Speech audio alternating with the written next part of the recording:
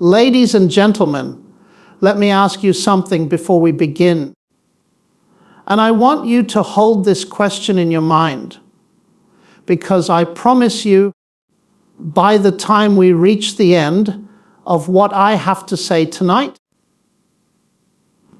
you will understand why it matters more than almost anything else you've ever considered. The question is simply this: is it more rational to believe in nothing or to believe in something? Now, I know what some of you are thinking. You're thinking, Professor Lennox, that's a question a child could ask. And you're right, it is. But here's what's extraordinary. It's also the question that has brought some of the sharpest minds in the history of Western thought to their knees, not in surrender, but in wonder. And it's the very question that sat at the heart of some of the most remarkable exchanges I've ever had the privilege of participating in, including my debates with one of the most celebrated atheists of the modern era, Professor Richard Dawkins. Now, I'm not here tonight to score points. I want you to understand that clearly. I have immense respect for Richard Dawkins as a scientist. His work on evolutionary biology, his gift for communicating science to ordinary people, that's a genuine contribution to human knowledge. And I want to be fair to him throughout everything I say. But there were moments in our conversations, moments that went around the world on the internet, that revealed something I believe is deeply important. Not about who won an argument, but about the nature of reality itself. And I'd like to take you through those moments with me tonight.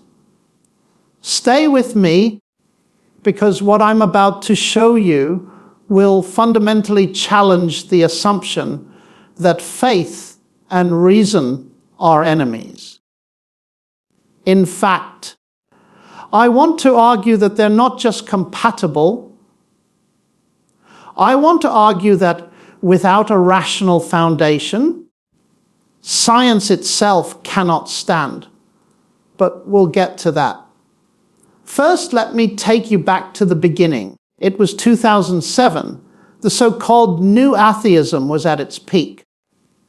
Richard Dawkins had just published The God Delusion, which sold over 3 million copies in its first year alone. Christopher Hitchens was thundering from every platform available to him. Sam Harris was writing bestsellers.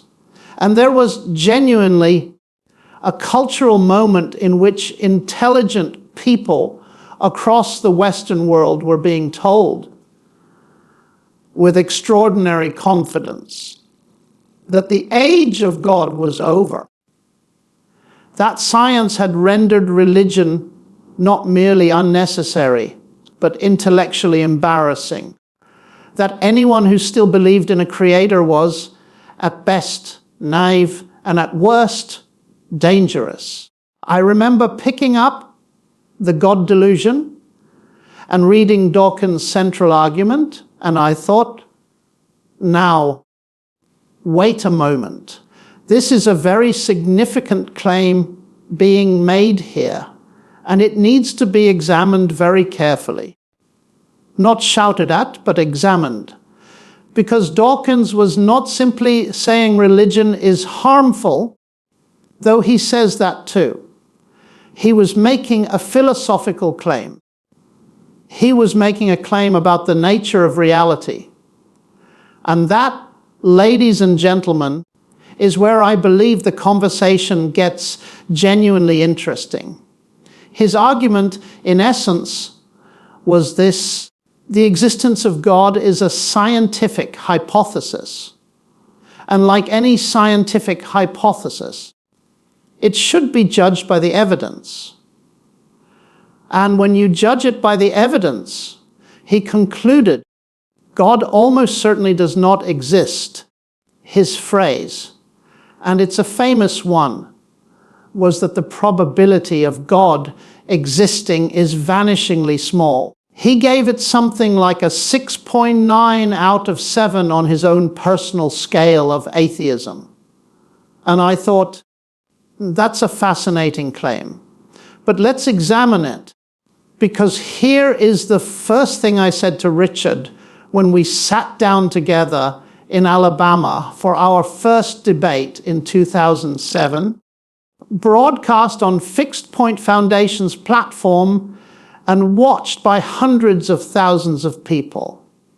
I said, Richard, you are a scientist. And as a scientist, you believe in evidence. So tell me, what kind of evidence would you accept for the existence of God?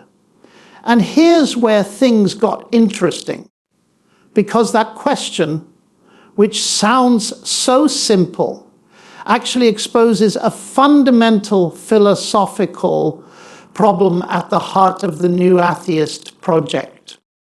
You see, Richard's claim was that science is the only reliable path to truth. That's a position called scientism. And I want to be careful here because it is not the same as science. Science is a glorious methodology. I believe in it passionately. I spent 40 years as a mathematician at the University of Oxford. And mathematics and science have been the great loves of my intellectual life. But scientism, the claim that science is the only way to truth, is not itself a scientific claim. It cannot be verified by any experiment. It is a philosophical presupposition. And the moment you point that out, something very important begins to crack open. I put it to Richard this way. I said, Richard, consider this. I believe that my wife loves me. Can I prove that in a laboratory? Can I subject it to a controlled experiment? Can I produce a peer-reviewed paper on the chemistry of her affection? And the audience laughed. But the point is serious. There are categories of truth: personal, relational, historical, mathematical, that lie outside the reach of the scientific method, and yet we consider them just as real, just as reliable, sometimes even more certain than experimental results.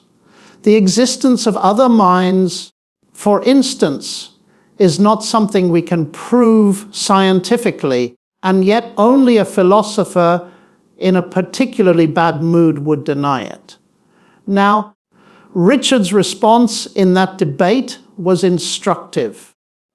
And I want you to notice what he did, not out of criticism, but because it reveals a pattern I observed consistently across all our exchanges. He moved the conversation onto territory that was more comfortable for him. He talked about evolution.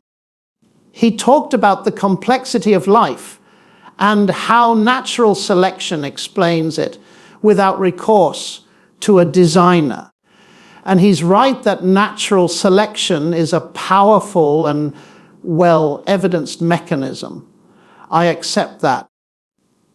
I've never disputed the science of evolution. What I dispute is the philosophical conclusions that are sometimes drawn from it.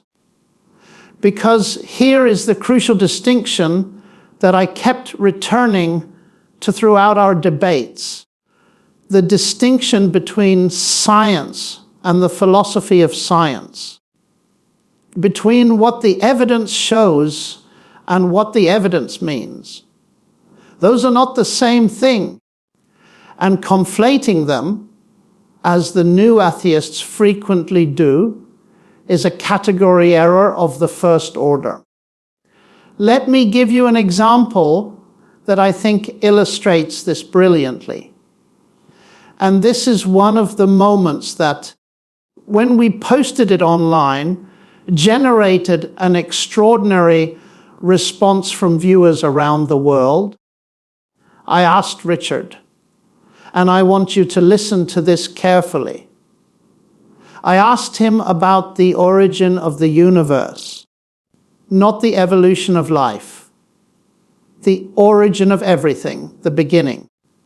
And I put to him this argument from the philosopher and cosmologist Stephen Hawking, someone Richard Dawkins himself cites with great admiration. Hawking, in his book, A Brief History of Time, wrote that the laws of physics themselves are what he was trying to understand. And later, in The Grand Design, he went further and said effectively that the laws of physics can explain the origin of the universe without the need for God. And I said to Richard, do you not see the problem with that? Because the laws of physics are mathematical descriptions of how the universe behaves. But a description of how something behaves cannot be the cause of its existence. The law of gravity does not create the apple any more than the law of aerodynamics creates the aeroplane. Laws describe, they do not create, and yet the universe exists and something created it, or nothing did. And if nothing did, then you have the most extraordinary brute fact in the history of philosophy sitting in front of you. The famous physicist and Nobel laureate Arno Penzias, who co-discovered the cosmic microwave background radiation, the afterglow of the Big Bang itself, put it quite memorably.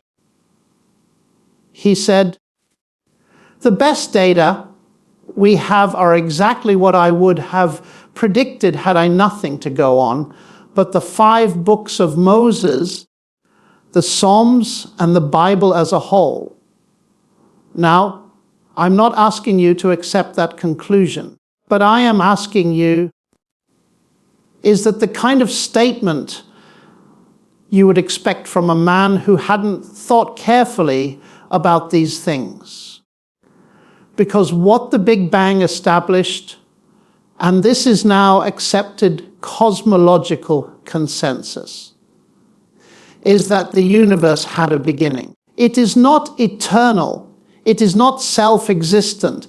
It came into being approximately 13.8 billion years ago. And before that, there was no space, no time, no matter, no energy. And I put this to Richard very directly. If the universe had a beginning, then the cause of the universe must be outside time and space. It must be, by definition, transcendent. And if it's transcendent, if it's non-material, if it's of unimaginable power, tell me, Richard, what would you call it? And this, ladies and gentlemen, hold on to this. Because we're getting to one of those moments. This produced a response that was, I think, one of the most honest things Richard Dawkins has ever said publicly. He acknowledged, and I want to be precise here, he acknowledged that the origin of the universe is genuinely mysterious, that he does not have a satisfying explanation for it.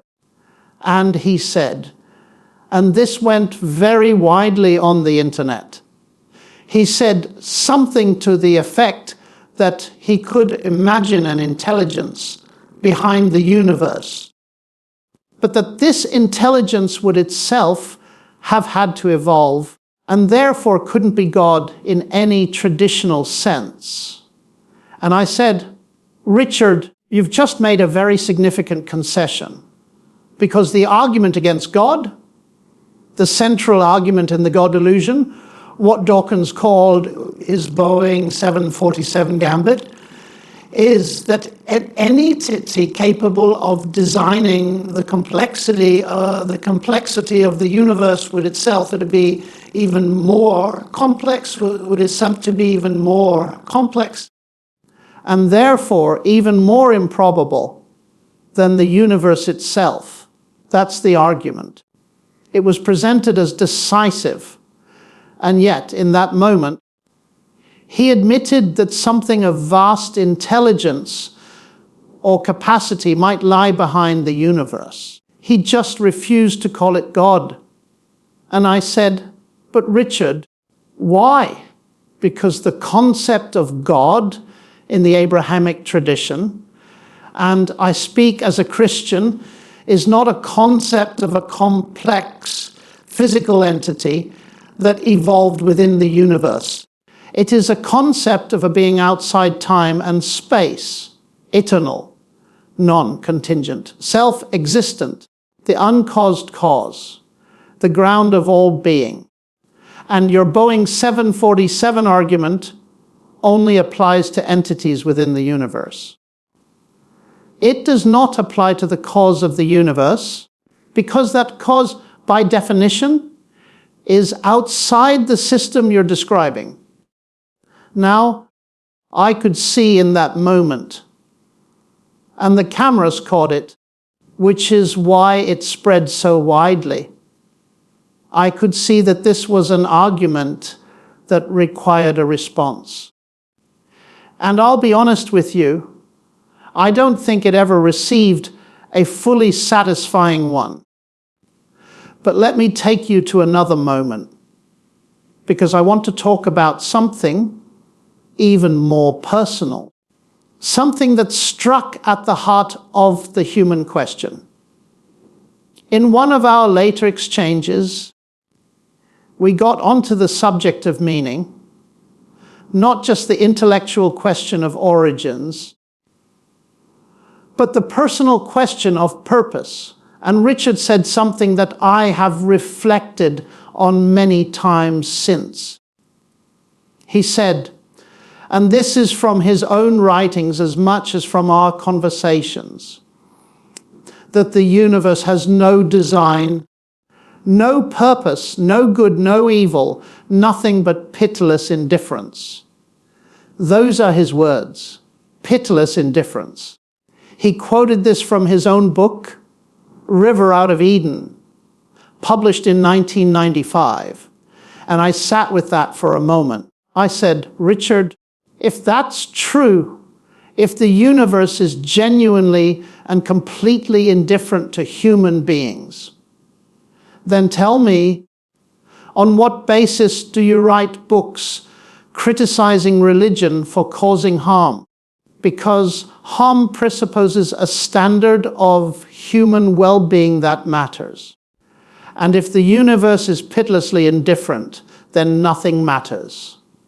Not suffering, not cruelty, not justice. They're just different arrangements of atoms, equally meaningless.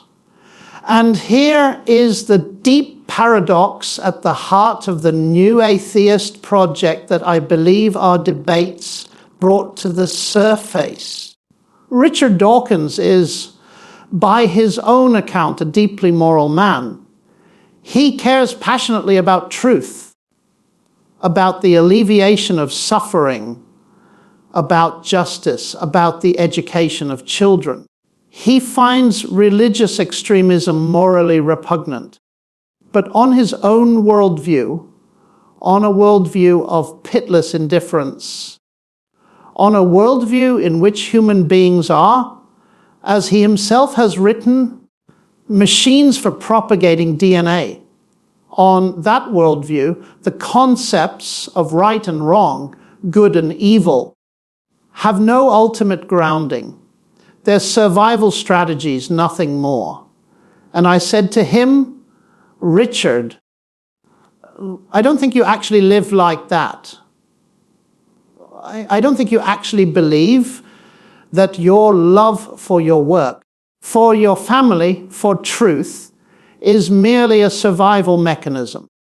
And the reason I say that is because you argue passionately as though truth matters. But truth only matters if there's a standard of rationality and value that exists independently of the evolutionary process. And that standard, where does it come from? This is what philosophers call the moral argument for the existence of God. And it has a long and distinguished history, from Immanuel Kant in the 18th century to C.S. Lewis in the 20th, and to contemporary philosophers like Alvin Plantinga and John Hare. The argument is not that you have to believe in God to be moral. That would be a terrible argument, and I've never made it. Richard Dawkins is manifestly a moral person. The argument is about the foundations of morality, about what makes certain actions objectively right or wrong, rather than merely unpopular or inconvenient. And I want to say something here about C.S. Lewis, because he is relevant to this discussion in a very personal way. Lewis was one of the most brilliant literary minds of the 20th century. He held the chair of medieval and Renaissance literature at Oxford and later at Cambridge. He was, for most of his adult life, a committed atheist. And his journey from atheism to Christianity is one of the most carefully documented intellectual conversions in modern literature. His book, Mere Christianity, begins with exactly this argument about the moral law, the fact that human beings across all cultures seem to share an intuition that certain things are genuinely wrong, not merely inconvenient. Lewis wrote, "If the whole universe has no meaning, we should never have found out that it has no meaning, just as if there were no light in the universe, and therefore no creatures with eyes, we should never know it was dark." And I've always found that argument extraordinarily compelling. The very capacity to ask whether life has meaning seems to require that meaning is a real category, not just an illusion. Now, I'm aware that some of you may be thinking, Professor Lennox, this is all very well, but isn't faith fundamentally irrational? Isn't that what we've been taught? And I want to address that directly, because I think it's one of the most important and most misunderstood issues in this entire debate. Faith, as I understand it, and as the Christian tradition has always understood it at its best, is not belief without evidence. It is trust based on evidence. When I get on an aeroplane, I exercise faith in the pilot and the engineers. I haven't personally inspected every bolt on the fuselage. I haven't run the stress tests, but I have good reasons, based on the safety record of aviation, the training requirements of pilots, the reputation of the airline. I have good reasons to trust. That's faith. It's not credulity. It's not ignorance. It's trust that is proportionate to evidence. And the evidence for the Christian faith, the historical evidence, the philosophical evidence, the evidence from the nature of the universe and the nature of human consciousness is, I believe, substantial, not conclusive in the mathematical sense. Nothing in history is conclusive in the mathematical sense, but substantial, weighty, serious, and deserving of serious engagement. One of the things I said to Richard that generated a great deal of discussion was this. I said, Richard, you tell people in your book to imagine no religion. You're quoting John Lennon. But I want you to imagine no faith, no hospitals founded by faith, no universities. Oxford was founded by the church. No abolition movement, no civil rights movement led by a Baptist preacher, no Bach, no Michelangelo, no Dostoevsky. The list goes on. Now, I'm not claiming that religion has never done harm. Of course, it has terribly so. But to suggest that the world would simply be better without it is to ignore an extraordinary swath of human civilization that was built on transcendent conviction. And what I noticed, and this is important, was that Richard increasingly acknowledged in our later conversations and in subsequent interviews that the question of religion's social effects is genuinely complex. That there are things, community, meaning, moral seriousness, that religious institutions provide in ways that secular alternatives have struggled to replicate. He didn't say religion was therefore true, but he acknowledged the complexity. And I thought that was honest and admirable. But here's where I want to bring you back to the deepest question. Because all of this, the origin of the universe, the foundations of morality, the social effects of religion, all of it points towards something fundamental. Something that I have come to believe through decades of thinking about mathematics and science and philosophy is the most important question any human being can ask. The question is not just, does God exist? The question is, what kind of God?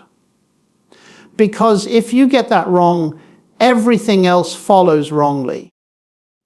And I want to be transparent with you about my own convictions here, because I think you deserve to know where I'm coming from. I am a Christian, not because I was forced into it, not because I haven't thought about the alternatives, but because at the end of a long intellectual journey through mathematics, through the philosophy of science, through the great literature of the world, I find the claims of Jesus of Nazareth uniquely compelling. Not because they are comfortable. Many of them are deeply uncomfortable. Not because they are simple. They are extraordinarily complex. But because they address the deepest questions of human existence with a coherence and a profundity that I have found nowhere else. The philosopher Blaise Pascal, one of the greatest mathematicians in history, the man who invented probability theory and the mechanical calculator, wrote in his Pensées, "The heart has its reasons which reason does not know."